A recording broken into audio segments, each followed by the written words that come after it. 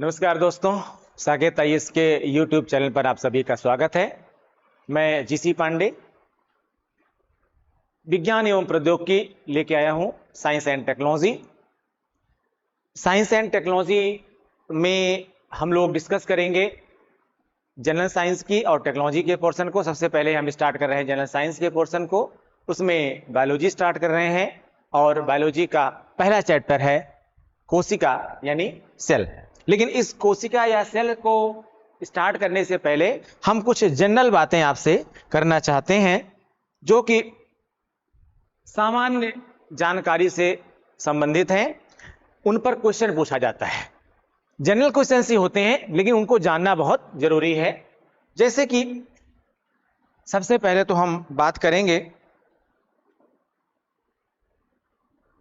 जीव विज्ञान शब्द की, यानी जो एक बायोलॉजी शब्द है,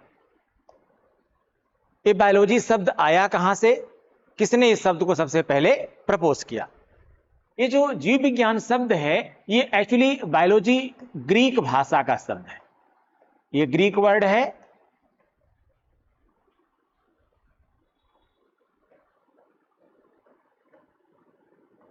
जीव विज्ञान यानी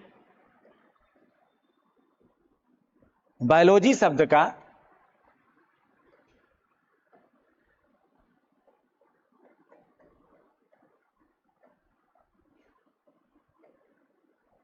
सर्वप्रथम प्रयोग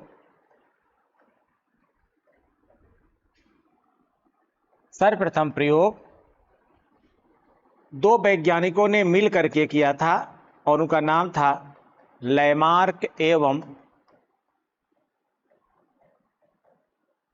ट्रेवेरेनस। लैमार्क एवं ट्रेवेरेनस। लैमार्क और ट्रेवेरेनस ये दो अलग अलग वैज्ञानिक थे।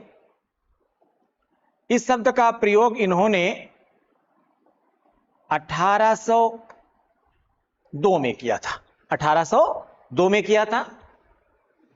लेकिन ये जो जीव विज्ञान शब्द है तो ये ग्रीक भाषा का शब्द, लेकिन इस शब्द का बेसिकली मतलब क्या है, इसका वास्तव में अर्थ क्या है, इसको थोड़ा हम लोग समझते हैं। एक्चुअली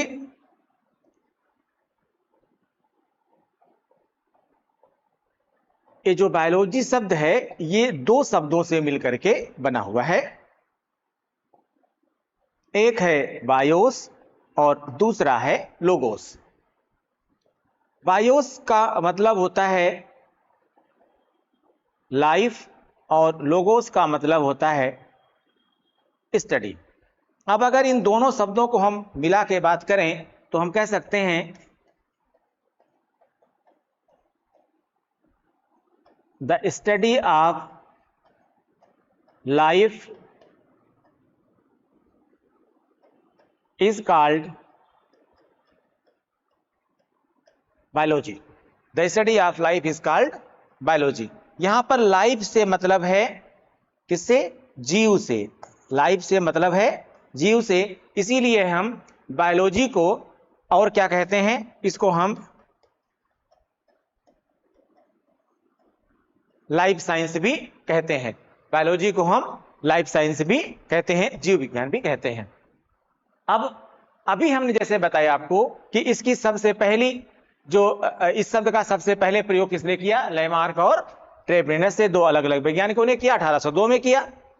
तो क्या जीव विज्ञान का प्रारंभ 1802 में हुआ? नहीं, जीव विज्ञान का प्रारंभ 1802 में नहीं हुआ, बल्कि इसका प्रारंभ ईसा पूर्व में हुआ। हम बहुत ज्यादा इतिहास में नहीं जाएंगे क्योंकि जो पहला क्वेश्चन पूछा जाता है वो यही पूछा जाता है कि इस जीव विज्ञान शब्द का सर्वप्रथम प्रयोग किसने किया था? तो किसने किया था? लैमार्क और ट्रेवेरेनस ने। इसके बाद दो तीन क्वेश्चन कॉमन है जो कभी कभी पूछ ले जाते हैं, उनके बारे में डिस्कस हम कर लेते हैं। यहां पर आप लोग एक चीज का ध्यान रखिएगा, जीव विज्ञान में या पूरे साइंस एंड टेक्नोलॉजी में आपके ईयर से रिलेटेड क्वेश्चन नहीं पूछाते कि जैसे कि इस शब्द का प्रयोग कब किया था, इसकी खोज कब हुई थी, ठीक है, ये सब क्वेश्चन पूछा नहीं जाता है। इसलिए आपको इस पर बहुत ज्यादा ध्यान देने की जरूरत भी नहीं है, आपको ज्यादा याद करने की जरूरत भी नहीं है, ठीक है। तो इसमें हम तीन महत्वपूर्ण ईसा पूर्व में जिन्होंने जीव विज्ञान पर काम किया, उसमें तीन महत्वपूर्ण वैज्ञानिकों, या उन्हें आप दार्शनिक भी कह सकते हैं, फिलोसफर भी कह सकते हैं, उन पर भी प्रश्न पूछे जाते हैं। तो उन तीनों की बात हम लोग कर लेते हैं यहां पर। सबसे पहला नाम इसमें जो आता है वो है एरिस्टोटिल का।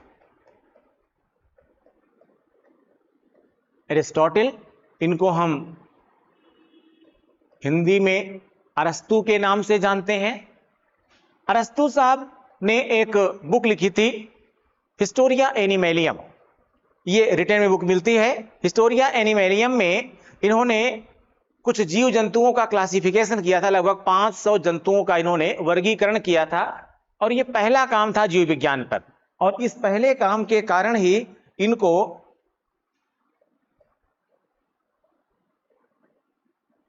फादर ऑफ बायोलॉजी भी कहा जाता है, इन्हें जीव विज्ञान का पितामह भी कहा जाता है। ठीक है, इस संदर्भ में जो दूसरा नाम मिलता है वो है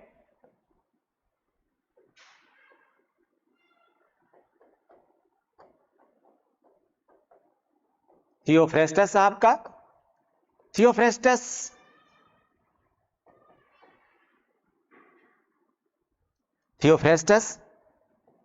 साहब ने वनस्पति विज्ञान पर काम किया था।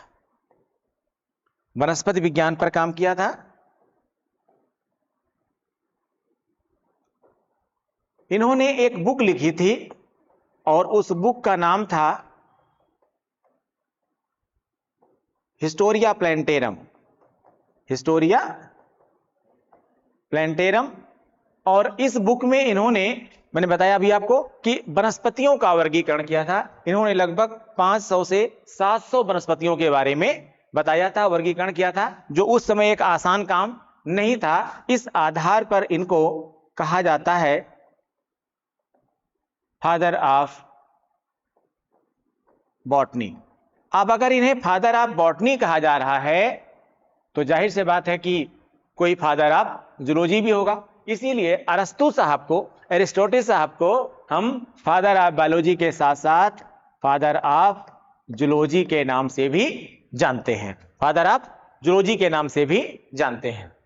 अब इस रेफरेंस में तीसरा नाम आता है यहां पर। एक तीसरा नाम जो है वो हिप्पोक्रेट्स का आता है। तीसरा नाम जो है वो हिप्पोक्रेट्स का आता है।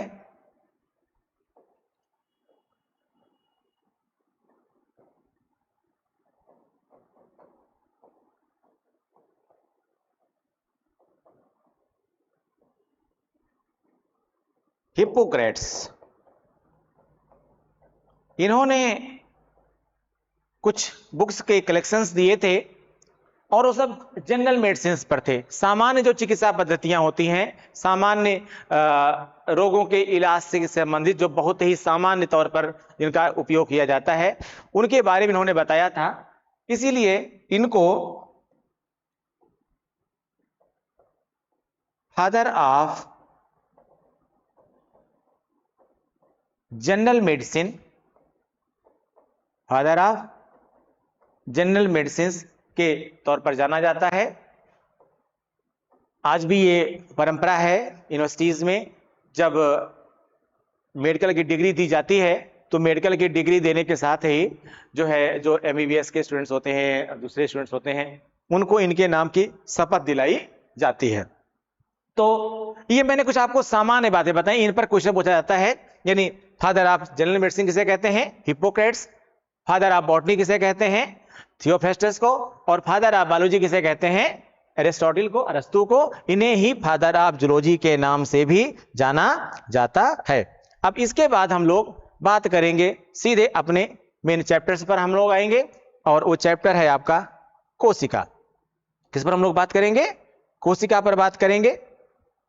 देखिए, कोशिका पर बात करने से पहले थोड़ा सा समझिएगा। हम लोग कोशिका वाले चैप्टर को, सेल के चैप्टर को हम डिटेल में पढ़ेंगे। डिटेल में कैसे पढ़ेंगे? इसको हम 2-3 पार्ट में पढ़ेंगे, क्योंकि लंबा चैप्टर है जिसमें हमको 2-3 पार्ट में पढ़ना जरूरी है। तो अभी हम कोशिका के बारे में कुछ सामान्य सी बातें आपको हम बताने जा रहे हैं, जिन पर याद रखिएगा हम जितनी बातें करेंगे यहां पर क्लास में वो सब सीधे आपके क्वेश्चन से रिलेटेड होंगी, यानी उन पर प्रश्न पूछे जाते हैं। और इसीलिए हम हर चैप्टर के साथ साथ पढ़ाने के साथ साथ उससे संबंधित जो चैप्टर वाइज क्वेश्चन प्रैक्टिस है उसको भी देंगे, क्योंकि आप पढ़ इसलिए नहीं रहे क्योंकि जानने के लिए पढ़िए आप, लेकिन क्वेश्चन पॉइंट ऑफ व्यू से भी समझना आपको बहुत जरूरी है। तो हम लोग यहाँ पर बात करेंगे किसकी, हर चैप्टर के साथ साथ क्वेश्चन प्रैक्टिस भी हम लोग करवाएंगे। तो कोशिका के बारे में हम कुछ सामान्य सी बातें सबसे पहले जान लेते हैं, ठीक है। उसके बाद फिर मैंने कहा जैसे कि हम इसको कम से कम 2 या 3 पार्ट में इस चैप्टर को पढ़ेंगे। तो अभी हम इसलिए फर्स्ट पार्ट पर चल रहे हैं। इससे पहले हमने आपको बताया सामान्य जीव विज्ञान के बारे में, थोड़ा सा इतिहास बताया। अब सीधे हम चैप्टर पर आ रहे हैं, कोशिका पर आ रहे हैं। जो ये कोशिका शब्द आप देख रहे हैं, इस कोशिका शब्द का सबसे पहले प्रयोग किसने किया था? रॉबर्ट हुक साहब ने किया था। ये जो टर्म सेल है सबसे पहले इसको किसने कॉइन किया था? रॉबर्ट हुक साहब ने किया था, और 1665 में किया था। मैंने आपको पहले बताया ईयर से कोई मतलब यहां पर नहीं है, एट द ग्लैंस आप जान लीजिए उसको बस केवल, ठीक है। तो सबसे पहले इस शब्द का प्रयोग किया किसने? रॉबर्ट हुक साहब ने। लेकिन ये जो कोशिका थी जिसकी इन्होंने सबसे पहले कोशिका को खोजने का श्रेय इनके नाम जो जाता है कि कोशिका की खोज सबसे पहले रॉबर्ट हुक साहब ने की, ये एक मृत कोशिका थी। कैसी कोशिका थी? ये डेड सेल थी ये। और ये इन्होंने कहां देखा था? मधुमक्खी के छत्ते में देखा था। जैसे मधुमक्खी का छत्ता आप लोगों ने देखा होगा, ठीक है ना। ये जो बीहिव होती हैं, जो सेल्स होती हैं, उन पर जब आप उसको देखेंगे तो उनमें छोटी छोटी ऐसे संरचनाएं बनी होती हैं। आप देखेंगे जैसे गोलाकार गोलाकार संरचनाएं होती हैं, ठीक है, गोलाकार गोलाकार संरचनाएं होती हैं। और इन संरचनाओं में, इन गोलाकार संरचनाओं में क्या होता है? उनकी जो हनी होती है वो फिलअप होती है। तो इन्होंने उस संरचना से नाम दिया था इसको कि जैसे कोई ऐसी संरचना, खाली संरचना हो जिसमें कुछ भरा जा सके, यानी ऐसी संरचना जिसमें कुछ भरा जा सके या भरा हो, ठीक है, ऐसी संरचनाओं क्या नाम दिया इन्होंने? कोशिका नाम दिया, ठीक है। और अब यहां ये जानना आपको जरूरी है कि जो ये कोशिका थी, मैंने कहा मृत कोशिका थी, तो जीवित कोशिका किसने खोजी? तो मृत कोशिका की खोज किसने किया? रॉबर्ट हुक साहब ने किया। लेकिन सबसे पहली जीवित कोशिका की खोज किसने किया? रॉबर्ट ब्राउन साहब ने किया। तो सबसे पहली मृत कोशिका की खोज किसने किया? रॉबर्ट हुक साहब ने। सबसे पहली जीवित कोशिका जिसे कहते हैं आप लाइव सेल्स की खोज किसने किया? रॉबर्ट ब्राउन ने किया। ये 1665 में था, तो ये 1664 में था, ठीक है। और वो सेल कौन सी थी? प्रोटोजोआ और बैक्टीरिया की सेल्स थी। और इसीलिए हम रॉबर्ट ब्राउन साहब को और क्या कहते हैं? इनको हम फादर ऑफ बैक्टीरियोलॉजी के नाम से भी जानते हैं। फादर ऑफ, इनको हम फादर ऑफ बैक्टीरियोलॉजी के नाम से भी जानते हैं, रॉबर्ट ब्राउन साहब ने। अब थोड़ा सा और कुछ सामान्य बातें के बारे में जानिए। जो जंतुओं में जो सबसे छोटी कोशिका होती है वो किसकी होती है? सबसे छोटी कोशिका जो होती है वो माइकोप्लाज्मा गैलीसेप्टिकम की होती है। माइकोप्लाज्मा गैलीसेप्टिकम की होती है। और इसका बहुत ही छोटा साइज होता है, 10 माइक्रोमीटर साइज होता है। कितना होता है? 10 माइक्रोमीटर साइज होता है। सबसे छोटी कोशिका इसको जंतुओं में माना जाता है। अब अगर ये सबसे छोटी कोशिका है तो सबसे बड़ी कोशिका कौन सी होगी? सबसे बड़ी कोशिका हम मानते हैं एग ऑफ ऑस्ट्रिच को। एग ऑफ ऑस्ट्रिच को अगर इसको हम लंबाई में देखेंगे तो लगभग ये 18 सेंटीमीटर लॉन्ग है। ये कितना? 18 सेंटीमीटर लॉन्ग है ये। लेकिन अगर हम डायमीटर में देखेंगे, व्यास में देखेंगे, तो ये 175 मिलीमीटर किसमें है? डायमीटर में है। 175 मिलीमीटर डायमीटर में है। इसलिए यहां पर ये जानना जरूरी है कि जो ये कोशिका है इसको हम दोनों आकार पे देख रहे हैं। ये व्यास के आकार पर कितना है? डायमीटर के आधार पर 175 मिलीमीटर डायमीटर में, और लंबाई के केस में कितना है? 18 सेंटीमीटर, ठीक है। तो व्यास के आधार पर ये सबसे बड़ी कोशिका है। लेकिन अगर हम ह्यूमन बीइंग की बात करते हैं, अगर हम ह्यूमन बीइंग की बात करते हैं, तो ह्यूमन बीइंग में अगर हम देखेंगे तो जो ह्यूमन एग है, जो वुमेन्स में एग बनता है, ओवम बनते हैं, इनको हमारे शरीर की सबसे बड़ी सेल माना जाता है, सबसे बड़ी सेल माना जाता है, ठीक है। लेकिन अगर हम ह्यूमन बॉडी की लॉन्गेस्ट सेल की बात करें, ठीक है, सबसे लॉन्गेस्ट सेल की बात, सबसे लंबी कोशिका की बात करें यहां पर हम, तो ये है हमारे शरीर की तंत्रिका कोशिका, नर्वस सेल। इसका जो आकार होता है सामान्य तौर पर 90 सेंटीमीटर से लेकर के 1 मीटर तक, लगभग जैसे यहां से देखेंगे तो लगभग हमारे पैरों तक जाएगी, यहां से लेंगे लगभग तो हमारे यहां तक एंड तक आएगी। तो इस तरह से लगभग कितनी हो जाती है, ये अप्रॉक्स 90 सेंटीमीटर से लेकर के 1 मीटर तक ये हो सकती है। तो ये सामान्य सी बातें हमने आपको बताई। उन सामान्य सी बातों में क्या बताया, सबसे पहले एक बार फिर से रिवाइज करते हैं जल्दी से जल्दी, कि कोशिका की खोज सबसे पहले किसने किया, रॉबर्ट हुक साहब ने किया। सबसे पहले किसने किया कोशिका की खोज, रॉबर्ट हुक साहब ने किया। कब किया, 1665 में किया। लेकिन ये कोशिका कैसी थी, मृत कोशिका थी। सबसे पहले किसकी कोशिका थी, ये मृत कोशिका की थी। मधुमक्खी के छत्ते में इन्होंने क्या देखा, मधुमक्खी के छत्ते में इन्होंने इसकी खोज किया, मधुमक्खी छत्ते में उसने देखा, ठीक है। इसके बाद हम बात करेंगे दूसरा जो सेकंड पॉइंट है इसका, कि जीवित कोशिका की खोज किसने किया, रॉबर्ट ब्राउन साहब ने किया। कब किया, 1674 में किया। मैंने आपसे बताया कि इसको याद करने की कोई जरूरत आपको नहीं है, बस लिख दिया है, कोई बात नहीं है, ठीक है। तो सबसे पहली जो जीवित कोशिका की खोज थी वो रॉबर्ट ब्राउन साहब ने किया। किसमें किया, प्रोटोजोआ में किया और बैक्टीरिया में किया। और चूंकि बैक्टीरिया की खोज इन्होंने सबसे पहले की थी, इसीलिए इनको फादर ऑफ बैक्टीरियोलॉजी के नाम से भी जानते हैं। इसके बाद हमने बताया आपको कि जंतुओं में सबसे जो सूक्ष्मतम कोशिका है, सबसे माइक्रो सेल्स है, वो कौन सी है, गैली सेप्टिकम की सेल है। किसकी, माइकोप्लाज्मा गैली सेप्टिकम की सेल है, जो कि केवल 10 माइक्रोमीटर जो है वो साइज में है। और अगला जो मैंने आपको बताया था वो, कि अगर हम एनिमल्स की बात करें, जंतुओं की बात करें, तो जो एग ऑफ ऑस्ट्रिच है, ये इसकी 15 to 18 सेंटीमीटर ये लॉन्गेस्ट सेल है यहां पर, ठीक है। और डायमीटर में देखेंगे तो 175 मिलीमीटर। ह्यूमन एग, ठीक है, वुमेन्स का जो ओवम बनता है वो सबसे बड़ी कोशिका होती है। लेकिन सबसे लंबी कोशिका की बात करेंगे हम तो हमारी जो नर्वस सेल है, ठीक है, नर्व सेल है हमारी, तंत्रिका कोशिका है ये ह्यूमन बॉडी में हमारी, ये लगभग 90 सेंटीमीटर से लेकर के 1 मीटर तक पाई जाती है। तो ये सामान्य हम लोगों ने बातें किया किसके बारे में, सेल्स के बारे में। अब जो हमारा अगला वीडियो जाएगा सेल्स के बारे में, वो हम कोशिका के विभाजन पर बात करेंगे। कोशिका के विभाजन पर बात करेंगे कि कोशिका का जो डिवीजन है, कोशिका का जो विभाजन है, वो किस आधार पर होता है, ठीक है ना। तो हम उस अगले वीडियो में बात करेंगे कि कोशिका को हम किस किस आधार पर डिवाइड करते हैं। तो लगभग 3 बेसेस होंगे, उनके बेस पर हम कोशिका को यानी सेल को डिवाइड करते हैं। तो कितने प्रकार की कोशिकाएं होंगी उनके बारे में हम लोग बात करेंगे।